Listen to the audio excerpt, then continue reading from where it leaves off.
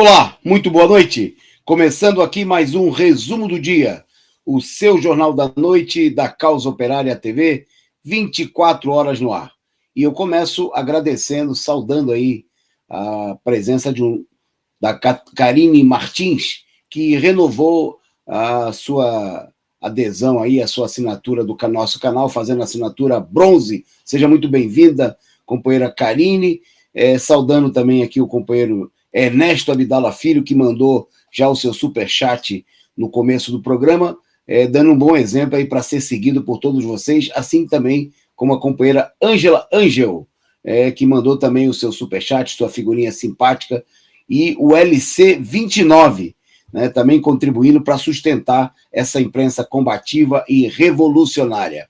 Então, chamando você que já está conosco aí, dezenas de pessoas acompanhando o nosso programa, que segue aí na nossa programação aqui, ao programa Tição, pedir a vocês que compartilhem o link do nosso canal, do nosso programa, espalhem por aí pelas redes sociais, convide todo mundo para assistir o resumo do dia. Um salve para os nossos amigos que estão conosco também nessa transmissão, o Lino Alves, Gleice Barros, o Duarte, o companheiro Ernesto Abdala dizendo que com um fuso de 5 horas de diferença é um luxo ver o resumo do dia, mas vale a tentativa, e amanhã ele vê.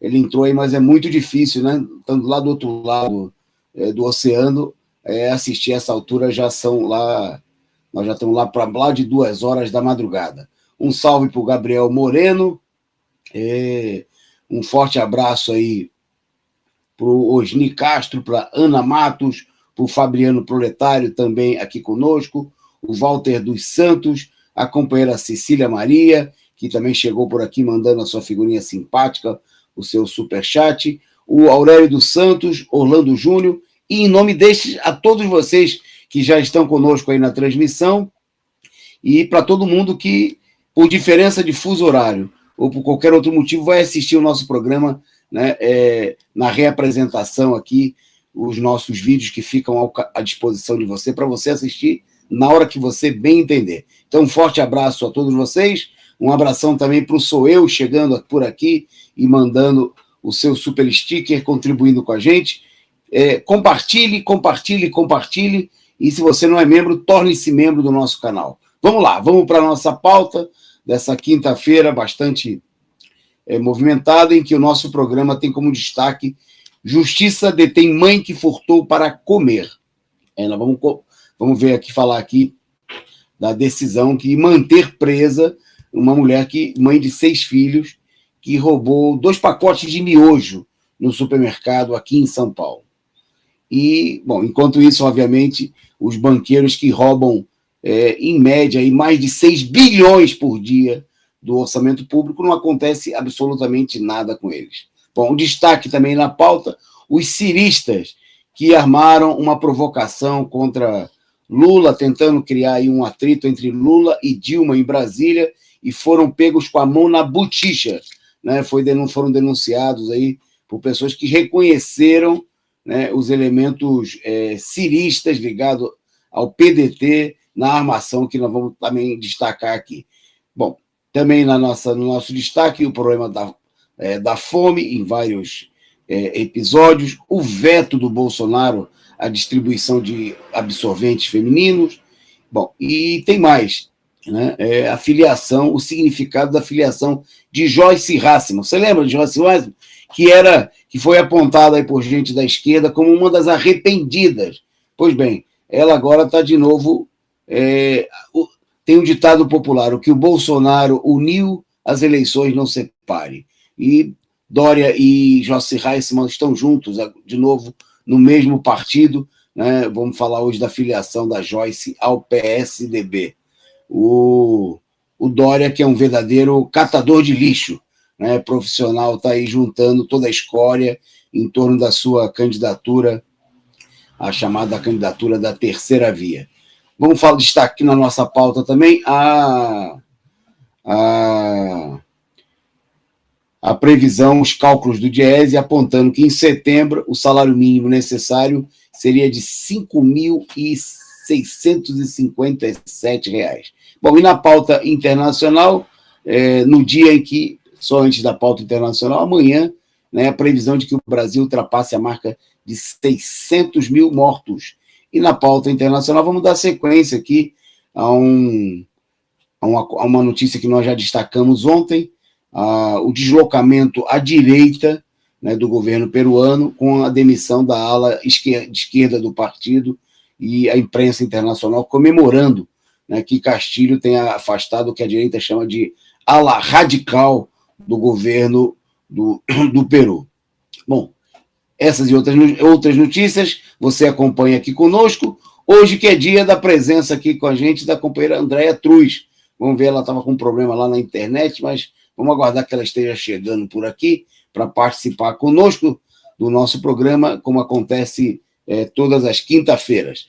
Bom, então vamos lá, vamos para a nossa pauta, começando justamente por destacar o caso Paulo Guedes, né? Bom, a gente acompanhou aqui durante a semana toda a repercussão das denúncias envolvendo o ministro da Economia, que tem cerca de 50 milhões depositados em paraíso fiscal, enquanto a população está morrendo de fome.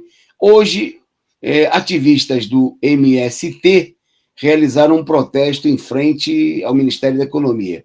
Vocês estão vendo imagens aí desse protesto, né, bem na entrada do Ministério da Economia. Bom, o protesto, obviamente, repercutiu aí uma situação da maior gravidade, né?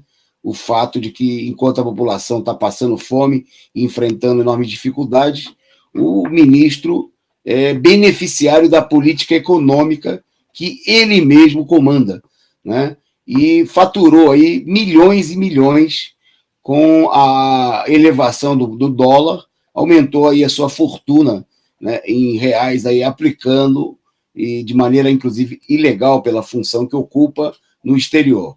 Vocês estão vendo aí a lateral, né? A gente pode dizer que é a frente, mas na realidade a frente é aquela entrada, né? A lateral do Ministério da Economia, na esplanada dos ministérios, onde os ativistas picharam, né? Guedes no paraíso e o povo no inferno, né? Bom, a manifestação, embora válida como um protesto, né, integra aí as iniciativas. Tem mais uma imagem, tem uma charge.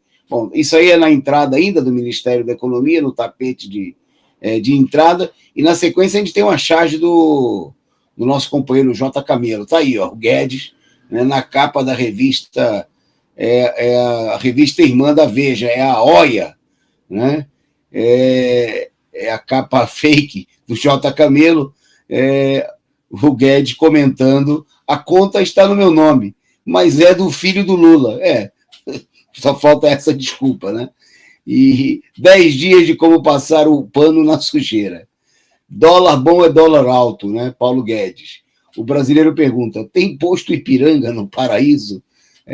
Se tem posto Ipiranga, eu não sei, mas que tem muito dinheiro do Guedes, com certeza tem. Bom, mas deixando a sátira e a brincadeira de lado, o fato é que os protestos do MST mostram uma tendência dominante na esquerda, que é a tendência aos atos de encenação, né? Ao invés de mobilizações, a gente, por exemplo, não tem visto grandes caravanas, né, ou mesmo caravanas de sem terra organizadas na maioria dos atos pelo país do MST. Mas, quando se trata de encenação, parece que, à medida aí, o MST resolveu entrar na disputa com o MTST do Boulos de quem mais faz protesto de aparência, né? Porque o Boulos se transformou em especialista em fazer ocupação do lado de fora de mansão, né, e invasão ou ocupação, né, da Bolsa de Valores sem atrapalhar o funcionamento da Bolsa, e invasão em área de visita,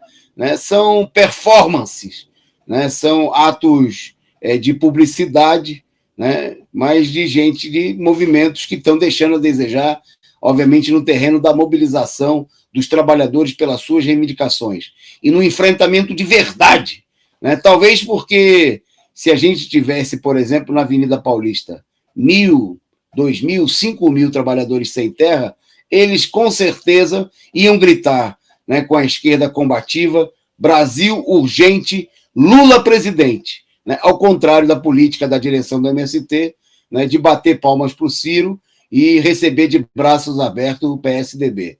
Né? Então, nós precisamos de mobilização de verdade. Né? E o caminho para derrotar Guedes e Bolsonaro não é se juntar com a direita, né? E não é ficar apenas limitado a atos performáticos de publicidade, mas é partir para um enfrentamento real com os inimigos do povo, né? Com a mobilização, com a força da mobilização dos trabalhadores e das suas organizações. Bom, na nossa pauta, a explosão da miséria. Né? E hoje na imprensa, principalmente na imprensa de esquerda, o site da CUT, por exemplo, denunciou aí a venda no mercado de peixe no Pará, um mercado vendendo resto de peixe. Né? Nós mostramos aqui dias atrás aí a venda de osso nos supermercados, né?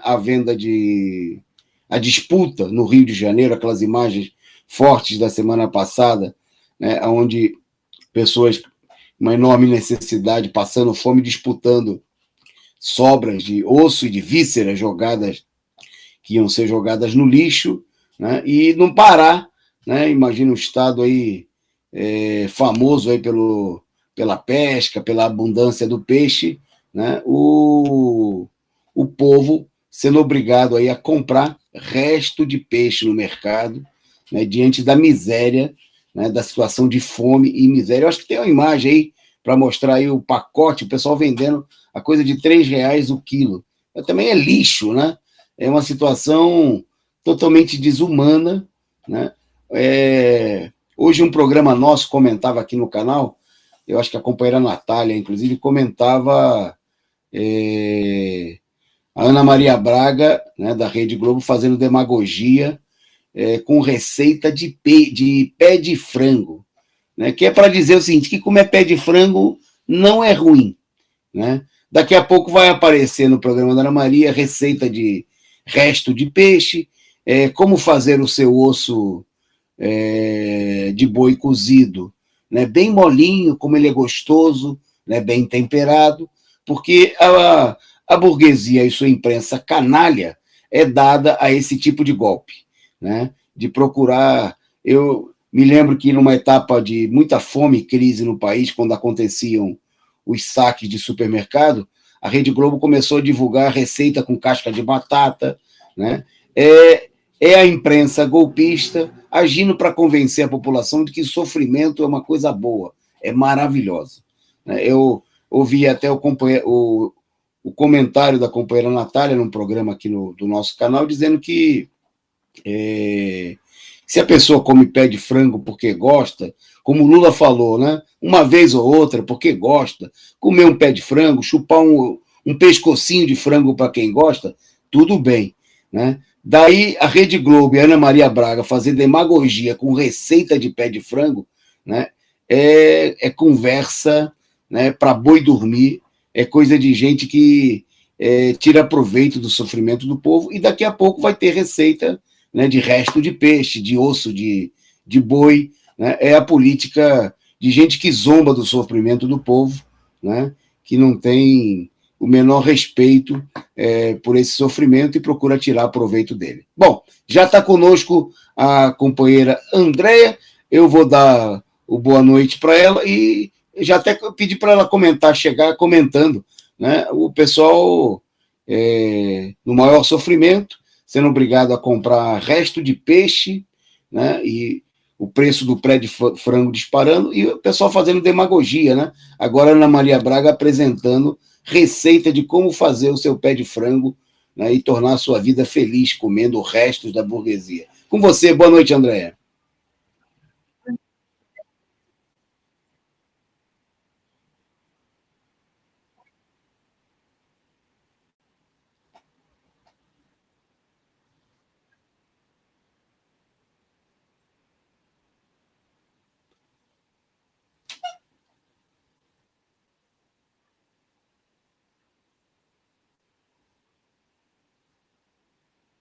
Só um minutinho, está regularizando a imagem.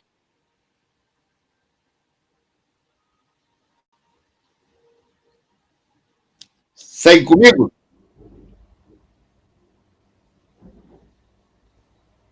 Produção, segue comigo? Eu estou na tela. Tá aí, Andréia, pronto? Aê, cheguei! Boa noite, então, a todas as pessoas que estão aqui com a gente. Pois é, Toninho, boa noite, Toninho. Acabamos que não nos encontramos. Eu te vi na manifestação, mas não nos encontramos. Ainda estou melhorando a minha voz, porque assim. Gritou muito. Eu estava ali perto ali do bloco, ali do PCO, né? Levantando ali muito grito, né? Poxa. E, afinal de contas, né, também tinha que xingar muito, né, falar muito, né, sobre o Ciro Gomes, né? Então foi um dia muito bom. Cheguei bem, sabe? Um dia feliz, voltei plena, né? E aí a gente tem esse tipo de notícia, né? É o que não dá, Toninho. Por exemplo, né, só para complementar minha raiva, né? Neca Setúbal, que áudio era aquele, entendeu? O que é aquilo, não é? Isso para mim é impensável, né? E aí a gente tem isso como resultado, que eu acho que as pessoas têm que começar a compreender que o jogo é esse, né? Quem defende, né, Cacetuba, quem defende, acho que a Frente Ampla defende, né, tá defendendo quem defende isso, e acha que pode fazer, sei lá, né, um pirão de víscera, né, de espinha, né, só cabeça, e R$3,90 o quilo. Eu não sei o que é pior, sabe? Se é o supermercado que entra nessa onda também, né, desse capitalismo selvagem, ou se como um todo, não é, esse golpe levou essa classe média e essa classe, né, a classe dominante, enfim, a burguesia, a perder qualquer tipo de ética, né, Toninho? R$13,90, né, inflacionar espinha, inflacionar pé de galinha, né? A população passando fome, literalmente passando fome. O brasileiro está comendo feijão fracionado, que é um feijão cortado, é um feijão no meio. Né? E aí, a explosão é do quê? É de miséria. Então, segundo a CUT, a explosão de miséria, né, da miséria, o mercado no Pará vende restos de peixe. Esses restos de peixe, né, o supermercado, né, apareceu com esse produto, né, sobras, né, de resíduos de baixíssima qualidade, que você vai juntar ali, você não consegue salvar, porque você não vai comer víscera, né, evidentemente. Na imagem, então, que circula, né, esse invólucro, né, um isopor de plástico, e tem um que mostra pele, cabeça, sangue e espinhos. A espinha do peixe, olha, Toninho, de uma miséria humana, sabe? É muita miséria, mas é a miséria desse capitalismo, é a miséria dessa burguesia, é a miséria da gente pensar o quanto Paulo Freire lucrou nessa semana, não é? Quando teve aumento do dólar nas suas offshores, em contrapartida, é o que nós temos. Me lembra um pouco o vídeo nessa semana, não sei se vocês viram, um vídeo da Dilma Rousseff, em que ela fala mais uma vez no Congresso, né? Ela está lá no Congresso fazendo a defesa, não é por mim. E aí aparecem as falas de Bolsonaro, não sei se vocês chegaram a ver. Né? Então são várias falas. É isso, o que nós temos é isso, né? Então, neoliberalismo é exatamente isso. É desemprego, é falta de direitos sociais, é fome, é miséria, né? É esse grau de desesperança, né, Toninho? É isso aí, Andréia. E me chamou a atenção a imagem que a produção colocou agora há pouco, uma foto de um açougue, né? Osso R$4, né? E aí embaixo estava escrito aí, osso é vendido, né? Tá escrito, tá aí, ó. Osso vendido e não é dado, né? Para mostrar que ponto nós chegamos, né? Que nível de degradação. Isso é o governo Bolsonaro, e não é só o governo Bolsonaro, é todo o regime golpista, né, que a direita sustenta, e o pessoal diz que exagerado é quem vai à direita na rua, né? Exagerado é a Andréia, que foi lá e perdeu a voz, são os militantes do PT, do PCO, que protestaram, né, contra o fato de que uma banqueira, né, do Banco Itaú tivesse vez no ato organizado, convocado pela esquerda, pelos trabalhadores, e essa é a situação. Bom, e repercutindo essa situação, e essa situação ela é importante ter claro, porque quando a gente vê as loucuras do Bolsonaro, né, e o pessoal joga holofotes sobre elas, mas o Bolsonaro, com certeza, ele não é o único sociopata, maluco inimigo do povo nessa situação, mas ele é, digamos assim, a expressão de tudo isso, né? A expressão de gente que está lucrando com a desgraça da população, né? De vender pelanca, como disse a Andréia, né? De colocar cartaz para dizer que o osso não é para ser dado, é para ser vendido, né? Fonte de lucro. Bom, e aí o Bolsonaro hoje, né, ele que é a expressão de tudo isso, é o príncipe do esgoto, né? Ele fez mais uma. Ele não, na realidade, ele não faz nada, mas ele veta tudo, né? E hoje ele decidiu vetar a distribuição de absorventes femininos, né? Ele sancionou um projeto e, ao sancionar o projeto que previa, dentre outras coisas, a distribuição de absorventes femininos a estudantes de baixa renda em escolas públicas e mulheres em situação de rua ou de vulnerabilidade extrema, né? Ele vetou, foi publicado no Diário Oficial, a sanção presidencial com o veto ao artigo 1º, né, que estabelecia isso que muita gente na direita e na burguesia apresentou como sendo um exagero, um privilégio, né? É a política neoliberal de que para o povo não tem que ter nada, né? Tem que ter osso, resto de peixe e nem direito a um absorvente, né? Uma coisa tão elementar que já causa... Eu vi uma campanha do governo do estado na escola pública, eu não lembro agora os termos do cartaz, mas era um negócio chamando as meninas a terem coragem de pedir o absorvente, que é uma coisa que, obviamente, causa constrangimento, né, para uma jovem, para uma mulher. Agora, nem isso, né? Nem isso, porque, obviamente, quem chega a essa situação não chega por uma questão de opção, né?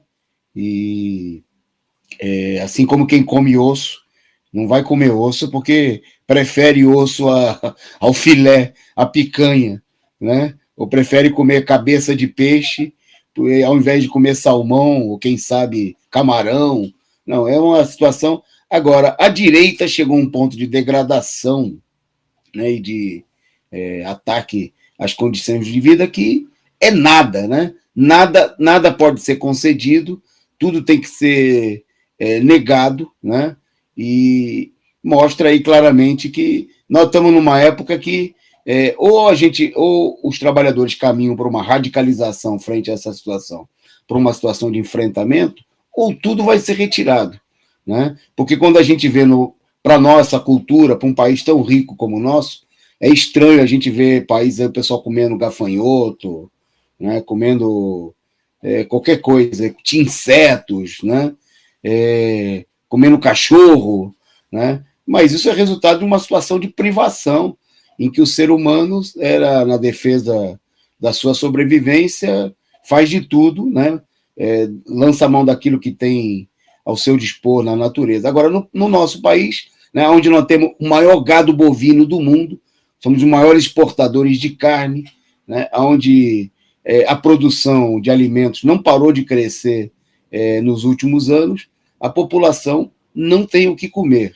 né, não tem o que comer, não tem emprego, né, não tem condições de sequer garantir, né, para jovens, para as mulheres, condições mínimas de higiene, né, um problema crucial. E aí vem um canalha, né, como o presidente da República, e adota esse tipo de medida como se fosse um luxo, né? Como se fosse um problema, não fosse um problema social da maior gravidade. Quer dizer, só derrubando o governo, né? Porque haja como aturar. Bom, eu passo para a Andréia, ela, obviamente, seria bom comentar, e na sequência, já pega. Se você quiser, já pega a próxima notícia. Perfeito. Vai lá, Andréia. Perfeito. Olha, Toninho, é uma situação realmente...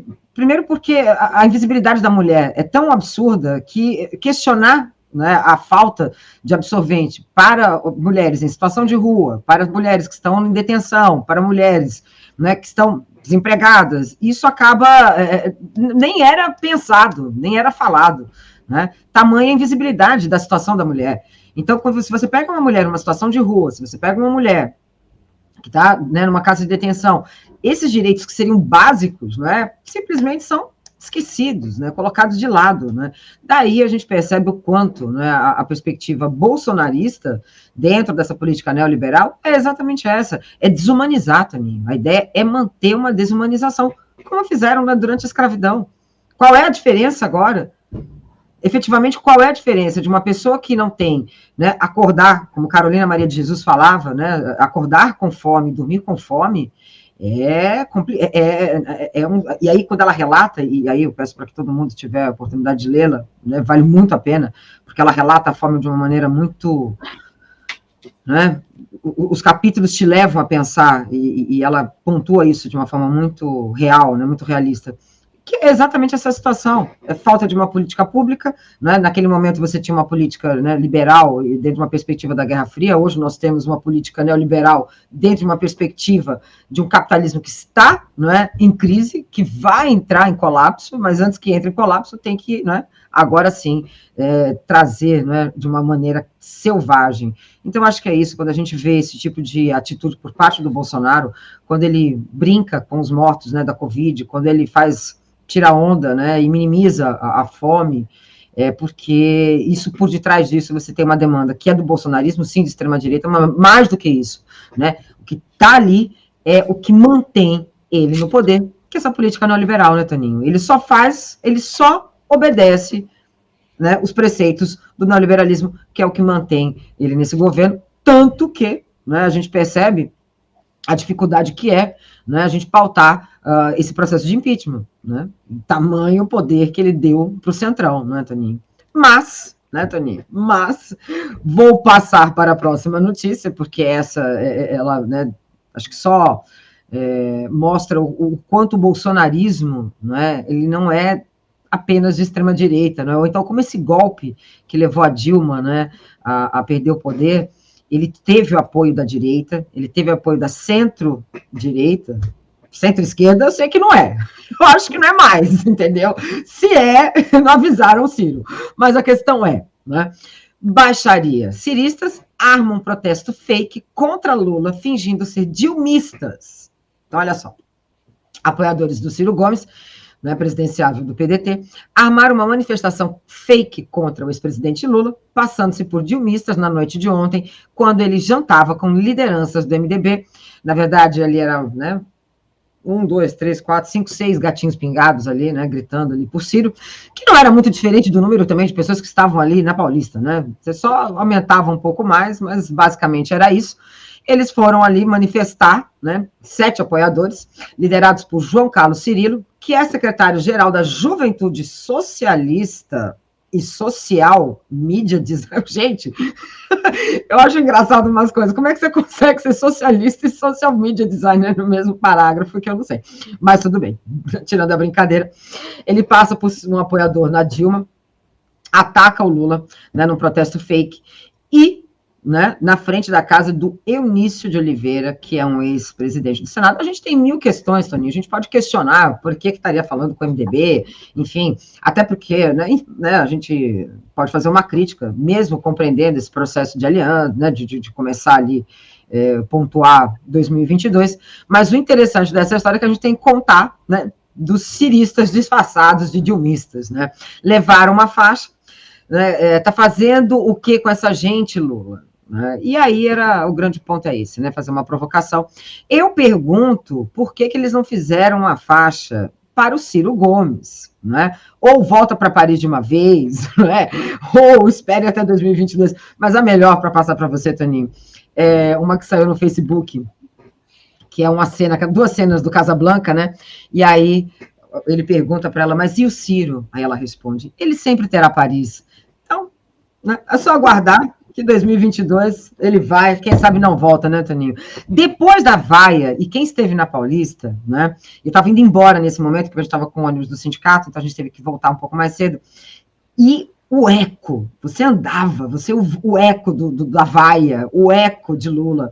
Então, para complementar, Toninho, se a gente sente falta de Lula, a classe trabalhadora está sentindo muito mais.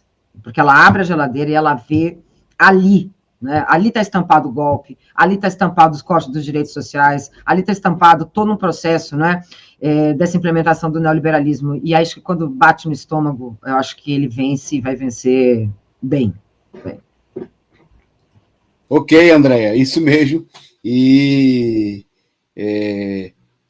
se a gente tivesse que fazer, e eu tenho certeza que hoje ainda mais gente que teve na Paulista, né, olhando essas imagens, né, mostram o quanto estava certo a militância combativa, que não se curvou aos acordos feitos lá em cima.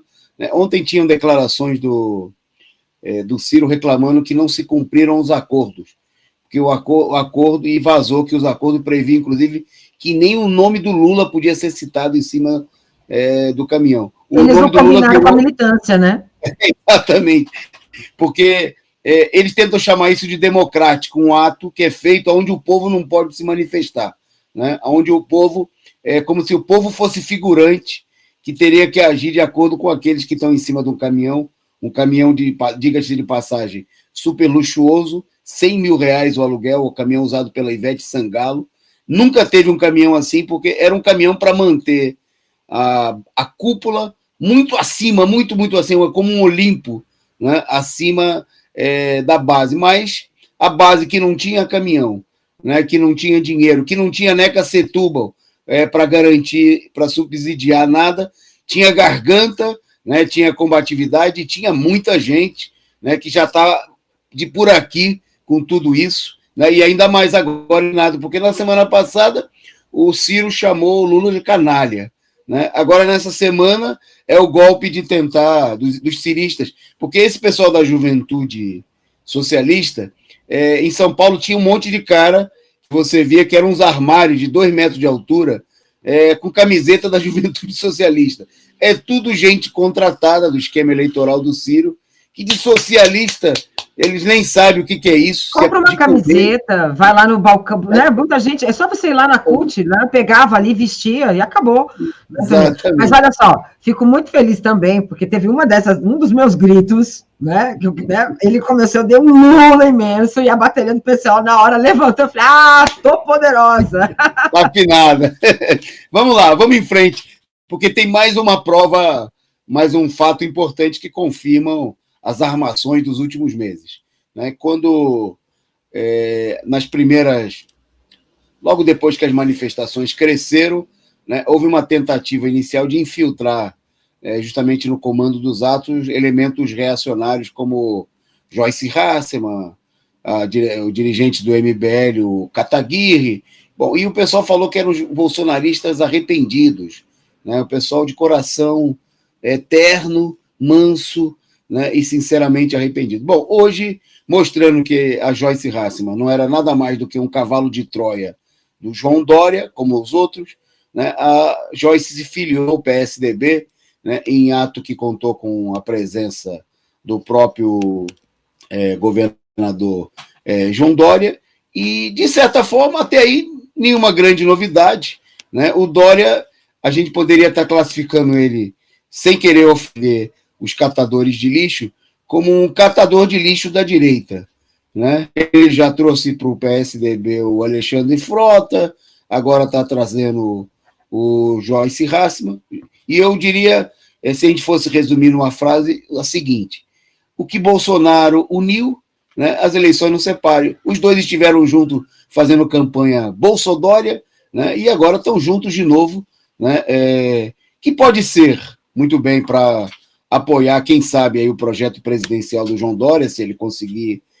Tem crise aí no PSDB com as prévias, precisa ver se o João Dória vai efetivamente sair vitorioso, como tudo indicaria, ou, em último caso, né, vão estar juntos de novo fazendo campanha para o Bolsonaro, se for preciso, porque para combater a esquerda, para combater o Lula, esse povo não tem pudor, é capaz de fazer qualquer coisa, né?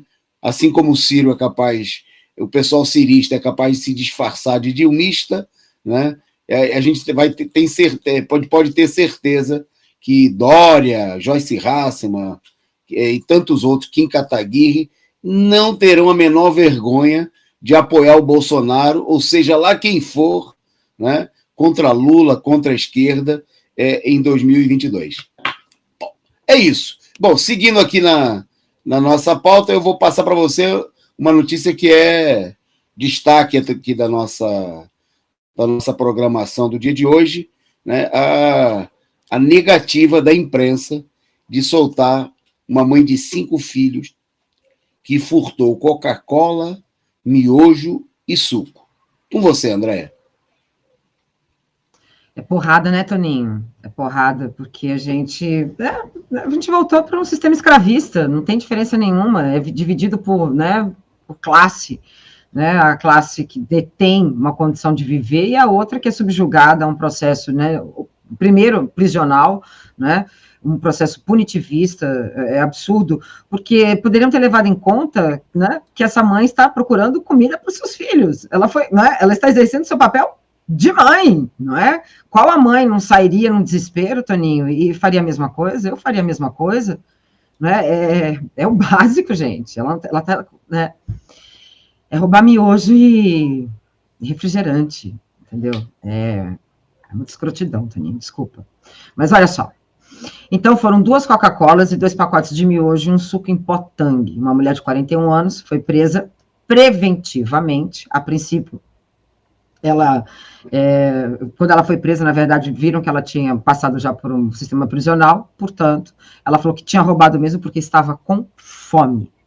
A questão é essa, as pessoas estão... Quer dizer, então, que agora é isso, Toninho, o sistema carcerário vai virar, eles vão abrir um espaço para quem tem fome, né? Vão prender as pessoas que... Porque na década de 80, o que a gente tinha era saque em supermercado, você lembra disso em 83? Saqueava o supermercado porque a caristia tinha voltado. Junto com a caristia, nós temos, né, um sistema judiciário extremamente hierárquico, extremamente pautado por uma base, né, de classe que os colocam, né, numa situação quase de majestades, né, dentro dessa estrutura jurídica, tratam a classe trabalhadora, tratam os mais pobres como se não fossem humanos. Mais uma vez, essa desumanização é muito forte, Toninho. Né? De acordo com o estudo da Rede Brasileira de Pesquisa em Segurança Alimentar, 19,1 milhões de pessoas hoje estão passando fome. Isso equivale a 9% da população brasileira. Entendeu? Aí eu concordo com você que não dá para dividir palanque com esse povo. Não dá, entendeu? A conta está aqui. Né? Ela foi presa, seus 5 filhos. Um de 2, um de 3, um de 6, um de 8, de 16. Aqui a gente não vai ouvir, que é problema dela porque fez, ainda bem, mas isso aqui é um problema, não é? Da sociedade, do Estado. Ela é mãe desses filhos, ela teria o direito, né, de permanecer com esses filhos. Na verdade, tentaram mantê-la fora do sistema carcerário por conta disso, mas justificaram que a avó ficaria com a criança, portanto, ela poderia ser, com as crianças, então ela poderia ficar presa, né? Ela indeferiu o pedido, pois a paciente, segundo, né, a mulher presa, a juíza, né, informou que os filhos já estavam no cuidado da avó, só que o artigo não exige a demonstração de cuidados de criança, né? O defensor público Diego Rezende salientou, portanto, ela deveria estar fora para estar com seus filhos. Então, Toninho, é uma situação muito revoltante, porque é uma mulher que está passando fome, que tem 5 filhos numa situação, né, de miséria. Essas crianças têm que ser alimentadas, essas crianças precisam de sua mãe, querendo ou não, aí cai num sistema, vai para o Estado, né, vai parar em algum tipo de abrigo, e é mais uma família desfeita, né, Toninho? É mais uma história desfeita, é mais uma situação de, sabe... Toninho, é muita escrotidão, né? Já está na hora da gente tirar esse país de Bolsonaro, né? A gente tem que tirar esse país de Bolsonaro, dos bolsonaristas, e a gente tem que ficar e conversar cada vez mais. Eu falo muito com os meus amigos, dos meus alunos, eu tenho falado muito sobre neoliberalismo, entender o que é uma política neoliberal, porque a mídia continua passando pano, até porque você pode fazer receita, né, com pé de galinha, ou então cala a boca quando uma mãe é presa, né, com miojo e refrigerante. Miojo. É isso, Andréia.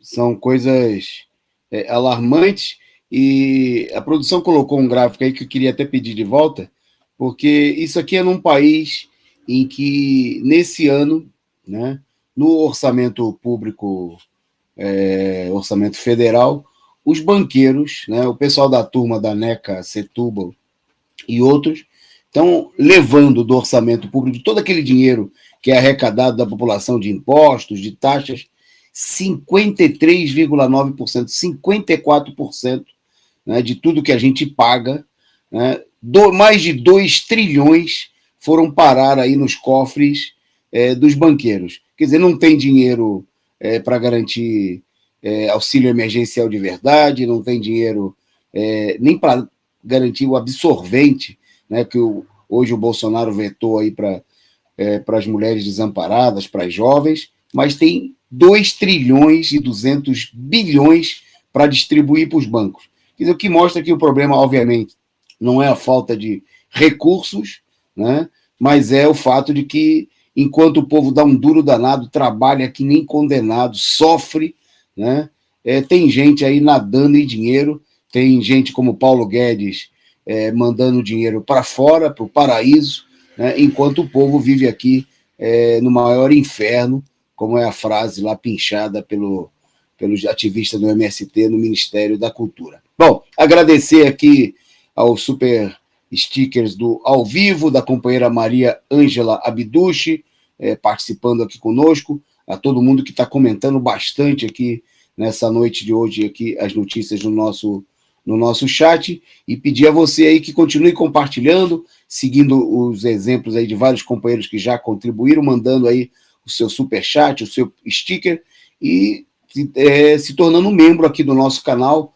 né, como fez a companheira Karine Martins no começo do programa, para fortalecer essa imprensa independente, combativa e revolucionária. Bom, na nossa pauta agora eu queria destacar os cálculos divulgados pelo Diese, que apontaram que em setembro, né, considerando os custos da cesta básica naquele mês, que foram estimados em média em R$ 673,45, isso para comprar uma única cesta básica, né, e o Diese calcula que seriam necessários, para uma família básica de 4 pessoas, 3 cestas básicas. Então, só para garantir o elementar, né, o salário mínimo no país deveria, segundo o salário mínimo necessário, para cumprir o que está estabelecido na Constituição. Né, lá no artigo 7º da Constituição, diz que todo trabalhador brasileiro tem direito a um salário que garanta para si e para sua família, né, recursos com alimentação, saúde, educação, transporte, moradia, higiene, etc. e tal. Bom, e para garantir isso com uma cesta básica, com uma única cesta básica, custando R$ 670, o salário mínimo teria que estar aí da ordem de R$ 5.700, que é mais de 5 vezes o valor atual, né, do salário mínimo miserável estabelecido pelo governo. Vocês têm aí na tela o custo da cesta básica em relação ao salário mínimo vigente, né? Quer dizer, só para comprar uma cesta básica, que não é suficiente, obviamente, para toda a família, seria necessário gastar em média, aí você tem aí o custo em várias capitais, mas em média em mais de 60%, né, para comprar uma única cesta básica. Bom, obviamente essa situação, quer dizer, o problema da fome não é só um problema de quem não está trabalhando, quem está desempregado, né? Com esses preços, a fome é uma realidade também na família das pessoas que nesse momento têm emprego, né, e que ganham um salário mínimo, um pouco mais, porque obviamente com esse salário, o salário não dá sequer para comer. Bom, parece que a gente escolhe quinta-feira como um dia de notícias ruins, mas infelizmente é todo dia, né? E amanhã, né, o país tá para alcançar uma outra marca nefasta, um novo recorde do governo Bolsonaro. Eu vou passar para a Andréa para ela comentar com vocês. Vai lá. Pois é, Toninho, amanhã nós vamos chegar à marca de 600 mil mortos, né, pela Covid. O Brasil hoje registrou mais 451 mortes e totaliza 599.810 óbitos. Toninho, a situação é complicada, né? A situação é muito difícil e foram contabilizados ainda 15.591 novos casos, né, de coronavírus, com um total de infecção no país avançando para 21.532.558. Né? Em termos absolutos, o Brasil é o segundo país com o maior número de óbitos pela doença, atrás dos Estados Unidos, e o terceiro contagem abaixo da Índia. Lembrando que nós temos, atrás desses números, uma subnotificação que continua sendo, né, absurda, ela existe ainda, né, até porque se você tiver que fazer esse número total, você vai perceber que esse número é muito maior, que pode nos colocar, né, numa posição até à frente dos Estados Unidos. Tem uma redução também, eu acho que é importante a gente colocar, né, tem registrado, né, uma redução no números da pandemia nas últimas semanas. No entanto, os especialistas afirmam, né, que esse surto trágico causado pela linhagem brasileira P1 e o avanço da campanha de imunização depois do início lento ajudaram o país a evitar o impacto pior dessa variante Delta, né? E teve uma redução mais ou menos de 80% das mortes, inclusive, né, o Toninho, teve hoje acho que foi hoje que eu vi uma reportagem, né, de um jornalista, agora não me lembro qual foi um canal desses golpistas, mas que ele foi dar notícia numa cidade que, pela primeira vez em 30 dias, não morreu uma pessoa de coronavírus, né? E ele chorava copiosamente, ele não conseguia falar.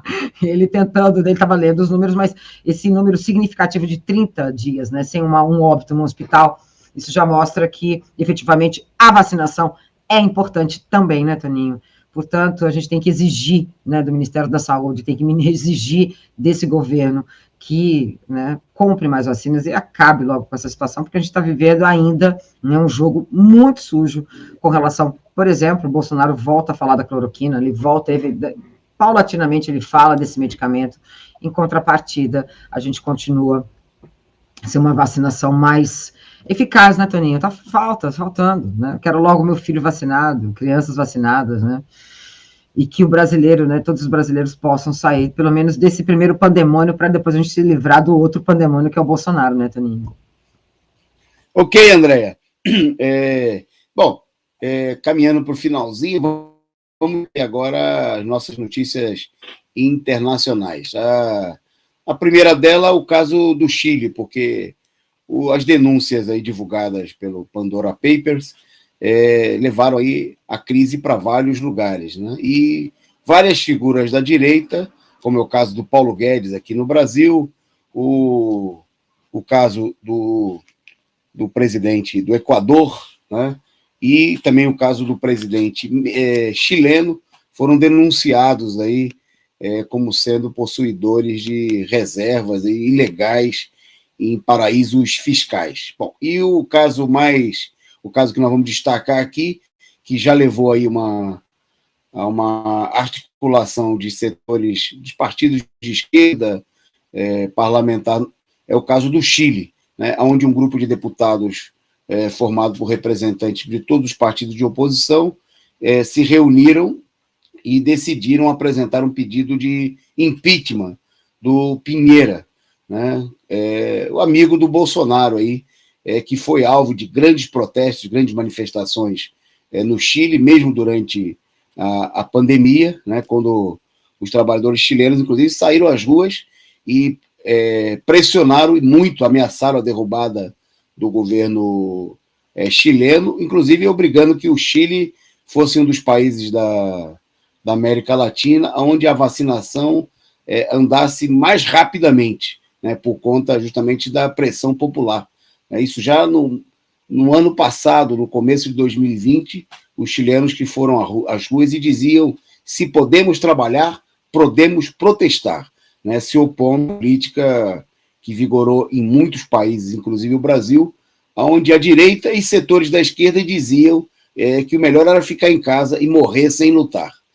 Bom, no meio dessa situação, é visível que as denúncias agora contra o Piñera,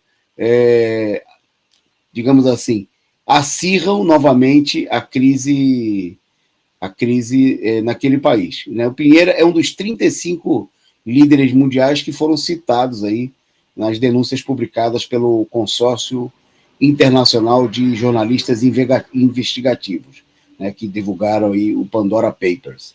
Bom, a situação tende aí a a levantar de novo o clima de mobilização no Chile, né? Apesar de que o Piñera tem esperanças concentradas aí no Senado, né? Onde, para que prosperasse aí para que prospere o pedido de impeachment, são necessários 29 votos,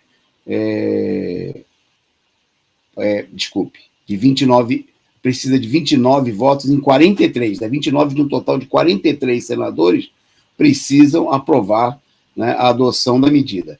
Bom, lá como aqui, o problema fundamental é, obviamente, o da mobilização popular, né? Esperar que as coisas se decidam simplesmente pela articulação parlamentar, obviamente, isso, quando acontece, né, leva aí a decisões contrárias aos interesses da imensa maioria da população.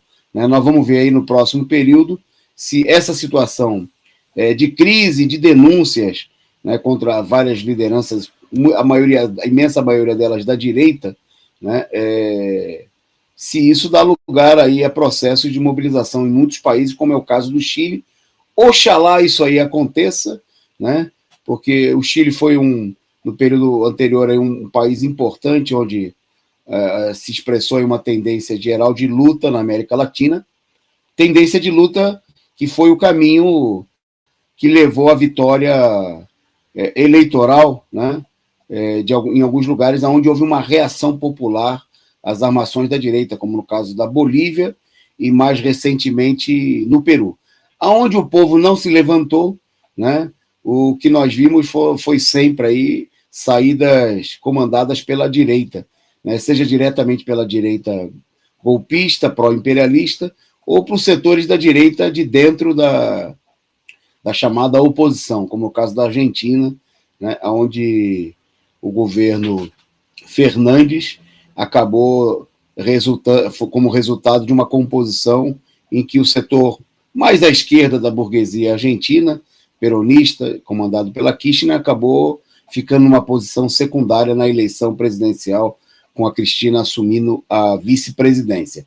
Bom, vamos ver, a temperatura está esquentando, também como resultado da crise econômica, né? Bom, e do Chile a gente passa para o vizinho, para o Peru, né, onde a gente noticiou aqui ontem, né, ontem a gente já falou que o Castilho, né, dando um passo atrás, aí resolveu demitir a ala mais à esquerda do governo, né, diante das pressões da direita, foi demitido aí o primeiro-ministro, o presidente do Conselho de Ministros, acabou sendo afastado. A gente está vendo aí que, Andréia, que a direita perde a eleição, mas não desiste não dá trégua, né, Andréia? Eles repetem, né, toda uma relação, né, de uma burguesia, né, que se montou aqui na América Latina, né, no século XIX, e que se mantém nessa estrutura de poder. Na verdade, o Pedro Castilho demitiu o primeiro-ministro, né, portanto, ele afastou a ala, né, mais radical. Mas é importante a gente lembrar também, né, Toninho, que o Pedro Castilho não teve um dia de folga, né? Desde que ele venceu a eleição, que foi em 6 de junho, né, ele não conseguia, primeiro, né, reconhecer a eleição, só foi reconhecido no dia 19 de julho, né? Depois montar o seu governo, montar toda a sua equipe.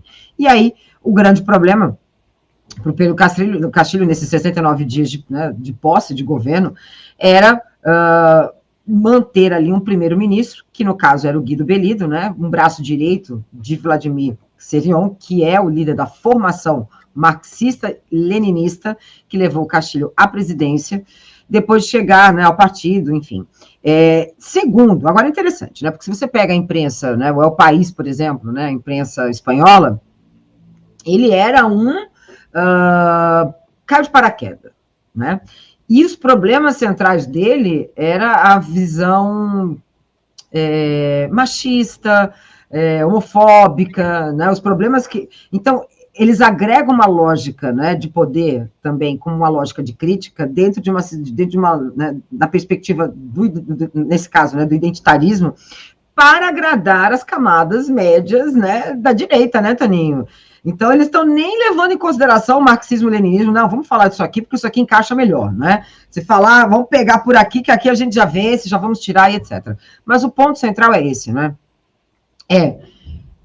vencer, né? Lembra como o Aécio falava? Né? Se vencer, pode ser que não leva. Se levar, não governa. E se governar, vai ter que governar como a gente quer. Efetivamente, o que eles fizeram foi isso. Né? Tiram ele vai ter que mudar 6 ministros, ele está isolado, a composição dele agora é isolado, né? Perdeu a identidade ali partidária, né? do que seria esse governo. Eles esperam, inclusive, isso para enfraquecê-lo, né? Ainda mais, e evidentemente ver se consegue, né? Quem sabe, daqui a um tempo, tirá-lo do poder, né, Toninho? Mas, basicamente, o que a gente tem é isso, né? É um governo que é pautado pelo povo, é o povo que elegeu, é o povo que quer, mas, efetivamente, né, na América do Sul, pautada também pelo lavajatismo, pautada também por esse punitivismo, ganhar a eleição não significa que você vai levar. E, nesse caso, ele levou, mas vai ter que governar dentro e de acordo com os interesses, né, da classe dominante peruana. Muito parecido com o que aconteceu aqui, né, Toninho? A Dilma, né, ela venceu a eleição, mas foi encurralada para colocar lá o... A gente Levi. esquece, né? Levi, tá vendo? Coisa boa a gente esquece, né? Tem coisa que a gente tem que esquecer mesmo. Levi é bom esquecer. É ele mesmo. É isso aí, André. O exemplo da Dilma é bem apropriado para o caso, porque mostra também o seguinte, que fazer concessões à direita não garante absolutamente nada, né? E o Castilho está, nesse momento aí, pressionado, muito pressionado, como você bem destaca, pela própria imprensa internacional, pela imprensa golpista do Peru, fazendo concessões e demitindo o ministro que defendeu a nacionalização do gás, né?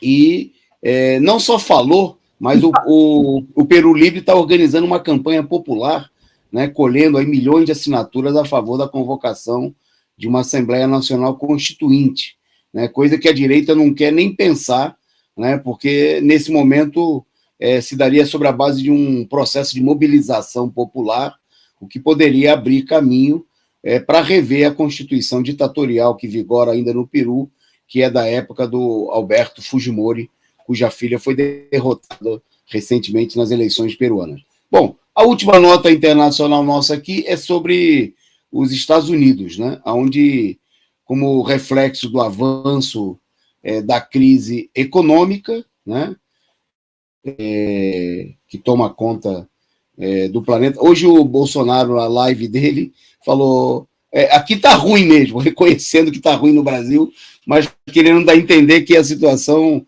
está ruim no mundo todo. E, num certo sentido, é verdade, né? O capitalismo está enfrentando dificuldades, a crise avança em todo o mundo, né? Que é um regime de fome, de miséria, que não permite que a maioria da população consuma quase nada, né?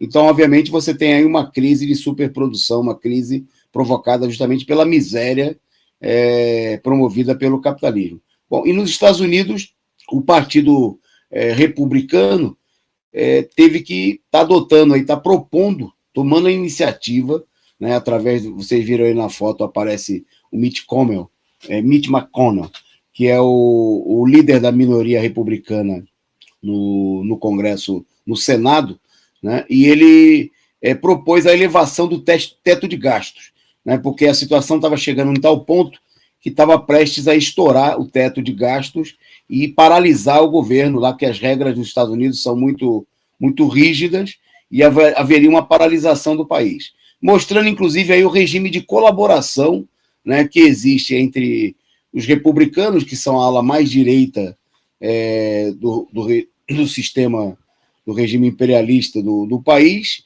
e o governo Biden, né, que está aí atravessando uma crise intensa, mas muita gente também já vendo essa iniciativa dos republicanos como uma primeira medida, dando corda para enforcado, né? Dando a corda para ver se o Biden se enforca, e com isso, né, começando a preparar aí condições para a volta dos republicanos ao governo. Bom, finalmente, aquele que era para ser o mal menor, né, está se mostrando a mesma coisa que o Trump, né, e o sofrimento do povo lá e em todo o mundo que, digamos assim, é obrigado a sofrer com as medidas adotadas pelo governo dos Estados Unidos, só se multiplica. Bom, vou passar a palavra para a André fechar o programa, mas antes eu queria dizer que gostei muito apesar de não ter me encontrado com a Andréia, né, a gente esteve junto, gritando junto, né, na mesma sintonia, né, estivemos sintonizados, estivemos embalados pela bateria do PCO, pela militância combativa do PT, da CUT, de vários movimentos sociais que estiveram nas ruas do último sábado, né? E o Ciro falou que era só uma minoria, né? Que eram meia dúzia de malucos que estavam lá vaiando a ele mesmo, ao PSDB, mas a gente vê que tem gente que, como a Andréia, que não é nada maluca, né? Que não é nada doida, que funciona muito bem, como vocês veem aqui, né? E como ela, milhares de pessoas que estavam lá com a gente, e a gente esteve em sintonia no sábado. André, eu passo para você. Foi mesmo, viu, Toninho? Foi mesmo. Foi um dia de sintonia, porque eu acho que quem esteve na Paulista e viu a vaia, e viu o Lula ser aclamado, porque, né, a palavra era, eu vim ouvir o Lula, eu quero ouvir o Lula. Isso deve ter pegado no ego do Ciro de uma forma, não é? Isso não tem preço, viu, Toninho? Isso não tem preço. Então, realmente foi muito massa.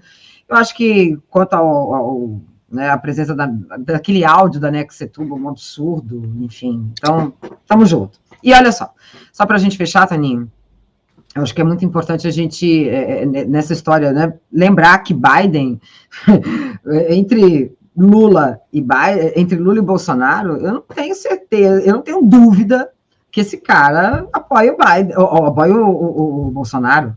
Entendeu? Não tenho a menor dúvida, porque uma das questões que ele levantou um dia, quando ele falou do Brasil, o Brasil precisa aprender nas próximas eleições a ter governantes que não sejam corruptos, né? Então, e o interesse, ele sabe muito bem, não é? A presença do Lula no Brasil altera a América do Sul, altera a América Latina, altera a geopolítica e altera os interesses dos Estados Unidos. Até porque, né, Lula chega ali na Eurásia, Lula conversa com a China, Lula conversa com a Rússia, volta o BRICS. Então, fiquem ligados, né? Biden, entre democrata e republicano, né? Tem diferença não. Posso então fechar o programa? Então, olha só, até amanhã com o Toninho e eu volto na quinta-feira que vem em mais um resumo do dia. Um beijo para todos e tchau, tchau.